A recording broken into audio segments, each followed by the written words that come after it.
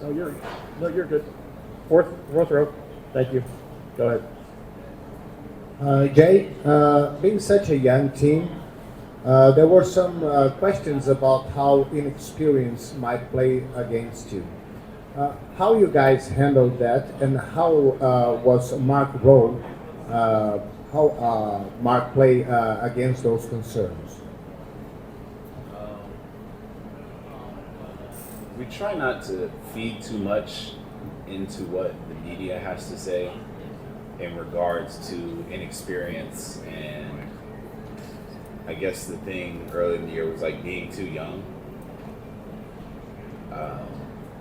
When you're young, I feel like we just kind of use it to our advantage. Like we try not to look at what we can't do and just focus on what we can do and be really good at that. And I think Mark has done a really good job of instilling that in us since I've been here for the past 3 years, and it's just something that we get harped on a lot in the thing.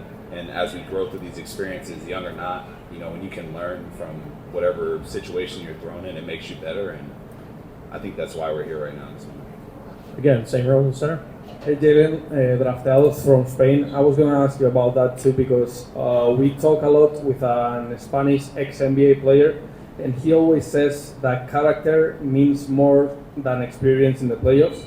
And I think you guys, being such a young group, really embody that. So how do you feel about that statement? No, I think it's true. I think, honestly, if you look at both teams, you look at Indiana and you do like a closer look on them, they're like us. Like, you can see the team chemistry they have. You can see that they love playing with each other and they enjoy being in these moments together. And I think that's starting to look like what the blueprint of the NBA is. When you get a group of guys that like playing with each other and like doing stuff for each other and just are constantly willing to like make the extra sacrifices, extra plays for each other while we go through these ups and downs of the season, I think that's what makes you a good team. Steve on your right. Hi, Steve Ashburner, NBA.com. You draw duty defensively where you're asked to guard smaller, guard bigger. I'm just wondering, what prepared you to be able to handle those type of demands, and any key ingredients to actually being successful at that? God had me grow at the right time in college. So I was short for a long time, so I was guarding little guards, and then obviously I grew. And I think that kind of helps. Obviously, the taller you are, you can guard more positions. The Thunder did a really good job, I think, grooming me into that.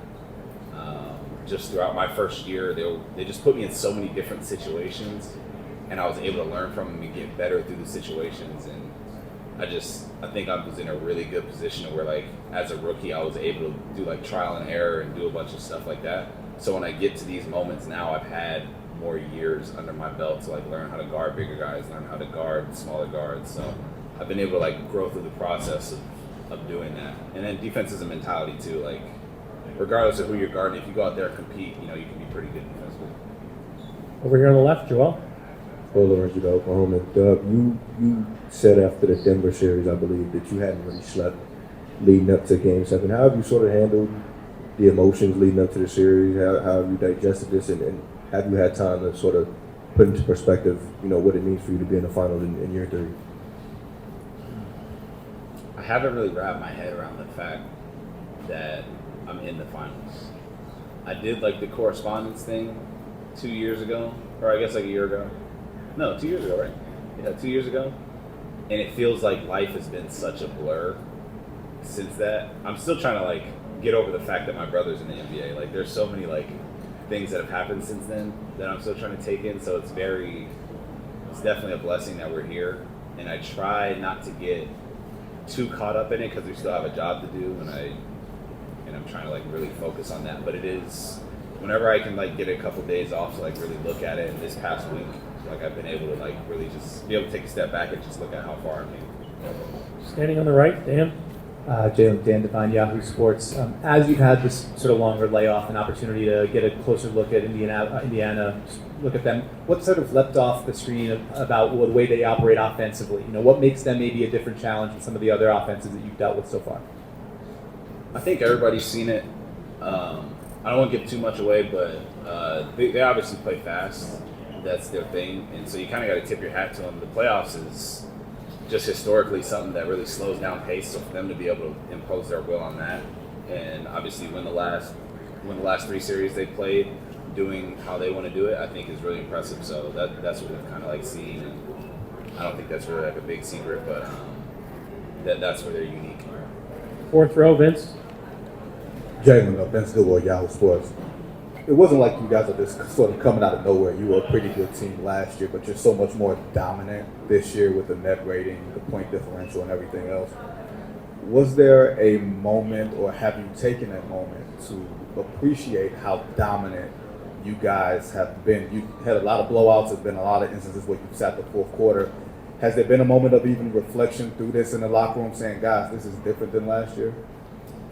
I think maybe like middle of the year, I think not having bigs, like you remember like Hart and Chet were out for like a good majority of the season too. I think for us to be as successful as we were during that, I think was a big moment for us. But at the same time, it's a very like weird position you get put in, because you want to look back at the regular season, but you really don't get any regular season awards. You know what I mean? So, and I think just the playoffs come up so fast, you can't really look back at it. So hopefully, we're trying to win the finals. That's where we're like, where our focus is, and we can look back on this later on. But I would just say the middle of the year was more like where our confidence got going from that. Third row on your right. Hey, Jalen. Scott Gamsel from The Score. I'm just curious, playing alongside Shai as long as you have, what's the biggest thing you've learned from being around him, playing with him, anything like that? His mentality. He's just a winner. Like, he just has a I'm going to get it done mentality, and I think that's kind of rubbed off on the rest of the team. You can always see he doesn't make excuses, and I think that just bleeds over into the team. So I would say I've probably taken that from him, and I think that's where he's grown up to, just as a leader. And I'm not saying that he wasn't early on in his career, but I think just for our team, he's been really good leading us that way, and he's a good lead by example. David Aldridge, the back right. Okay, told you who I am.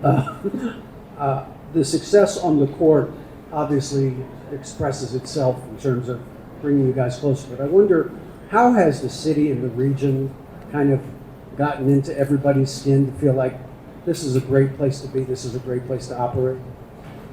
I've honestly felt like the energy from the city since I've been drafted. Like, when I got here, there was a ton of people outside the hotel, like, waiting to see us and congratulate us. I always compare it to, like, a small local, like, high school football team being really good, and the city around them kind of like gathers around them. Like, that's how Oklahoma is. But it's with that, with like the whole state. Like, everywhere we go, I've been met with like love since I've been out here, and it's been a really cool experience. So I'm really happy that I get to be a part. Even the past 2 years, like, I get to be a part of 2 really good teams, and I think it just brings the city more and more life. And I'm happy that we get to like bring that back here. Over here in the fourth row, third seat in. There you go. Hey, Jim. Esper Heaney from NBA Daily. Wanted to ask you, obviously the playoffs have their ebbs and flows, and that can be long in its own way. What have you learned about your game over the last couple of months? I wouldn't say I've learned anything new about my game, but I think what I've learned is there's highs and lows with every series, there's highs and lows with every game, and the more that you can stay even throughout it all, the better off you'll be, and I think that's where I found a lot of my success. Thank you, Joe. Cool. Thanks, guys.